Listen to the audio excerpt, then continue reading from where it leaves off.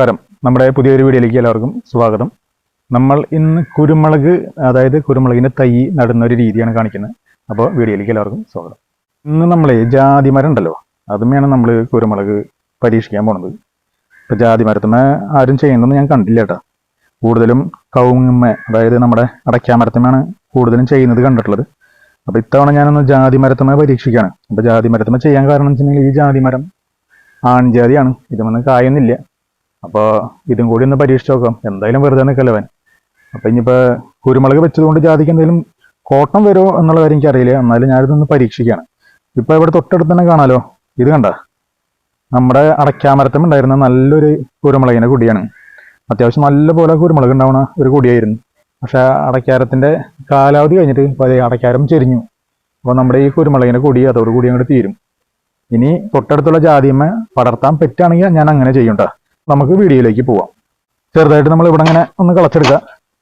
ഇപ്പൊ ജാതി ആകുമ്പോൾ ഒരു കുഴപ്പം എന്ന് വെച്ചിട്ടുണ്ടെങ്കിൽ വേരുകൾ മേലെ തന്നെ ഉണ്ടാവും. അപ്പൊ വേരുകളിൽ കൊത്തു വീഴും. അപ്പൊ തൽക്കാലം കൊത്തു വീഴട്ടെ.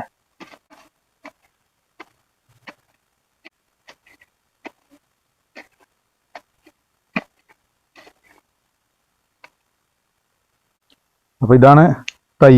നമുക്ക് അളിയന്റെ കയ്യിൽ നിന്ന് കിട്ടിയ തൈയാണ് ഇത്. പന്നിയൂര എന്നാണ് അളിയൻ പറഞ്ഞത്.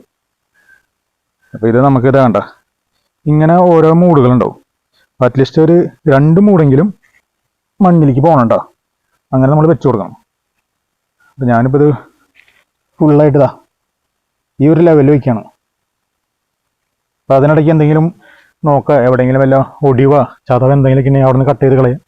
ഇതൊരു നല്ലൊരു തൈയാണ്. അപ്പോൾ ഇതിന് പ്രത്യേകിച്ച് കുഴപ്പമൊന്നുമില്ല. അങ്ങനെ ഒരെണ്ണം വെച്ചാൽ പോരാ, ഒരു 3-4 എണ്ണം വയ്ക്കണം. അപ്പോൾ 2 സൈഡിൽ നിന്നൊക്കെ ആയിട്ട് വയ്ക്കുക. വെയിൽ അധികം കൊള്ളാത്ത രീതിയിൽ വെക്കുക. ഇവിടെ തീരെ വെയിലില്ല കേട്ടോ. പിന്നെ നമുക്ക് ചൗരിച്ചോറ് കിട്ടുകയാണെങ്കിൽ അതിടാം. ചൗരിച്ചോറ് ഇല്ലാത്തൊരു ഇതേപോലെ അങ്ങോട്ട് ചൗരി അങ്ങോട്ട് എടുത്തിട്ട് നൈസായിട്ട് അങ്ങോട്ട് പൊടിച്ചങ്ങോട്ട് ഇടാം. അപ്പം അത്യാവശ്യം നല്ല രീതിയിൽ വേരോട്ടം, വേരെങ്കിൽ പെട്ടെന്ന് പിടിക്കും.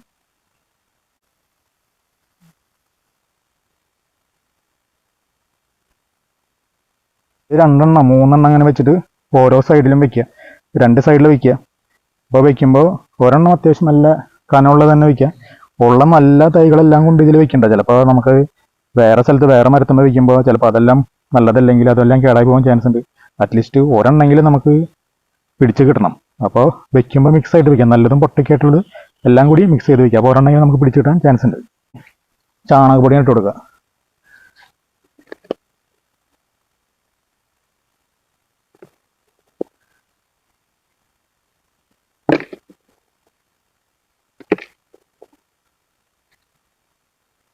ശേഷം അതിങ്ങനെ നന്നായിട്ട് മൂടി കൊടുക്കുക.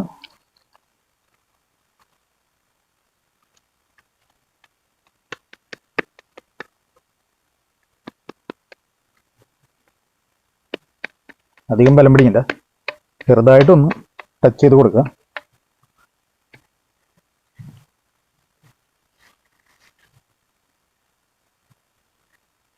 കുരുമുളകിൻ്റെ തൈ നല്ല രീതിയിൽ അധികം ബലം പിടിക്കാതെ കെട്ടി വയ്ക്കുക. വാഴയുടെ നാര് കൊണ്ട് കെട്ടുകയാണെങ്കിൽ നല്ലതാണ്. അപ്പോൾ ഇതിൻ്റെ വേരേക്കും പിടിച്ചു കഴിഞ്ഞ് കുരുമുളക് വലുതായി തുടങ്ങുമ്പോൾ ഓട്ടോമാറ്റിക്കായിട്ട് ഈ വാഴയുടെ ഈ നാരും കൂടി ദ്രവിച്ച് പൊക്കോളും. പിന്നെ നമ്മൾ സെപ്പറേറ്റ് അഴിച്ചു കളയാൻ നിൽക്കണ്ട. ഇനി വാഴയുടെ നാര് ഇല്ലാത്തവർ ഇതുപോലെ പ്ലാസ്റ്റിക്കിൻ്റെ ചരടുകൾ കിട്ടും, അത് വെച്ച് കെട്ടാം. പ്ലാസ്റ്റിക്കിൻ്റെ ചരട് വെച്ച് കെട്ടുമ്പോൾ അധികം ബലത്തിൽ കെട്ടരുത്. അങ്ങനെ കെട്ടിക്കഴിഞ്ഞാൽ ഈ തൈകൾക്ക് മുറിവ് പറ്റിയിട്ട് അവ കേടായി പോകാൻ സാധ്യതയുണ്ട്. ചെറുതായിട്ടൊന്ന് നനച്ചു കൊടുക്കുക. അപ്പോൾ ദിവസത്തിൽ ചെറുതായിട്ട് നനച്ചു കൊടുക്കുക. വല്ലധികം വെള്ളം നനയ്ക്കാൻ നിൽക്കണ്ട, ചെറിയ തോതിൽ നനയ്ക്കാട്ടോ.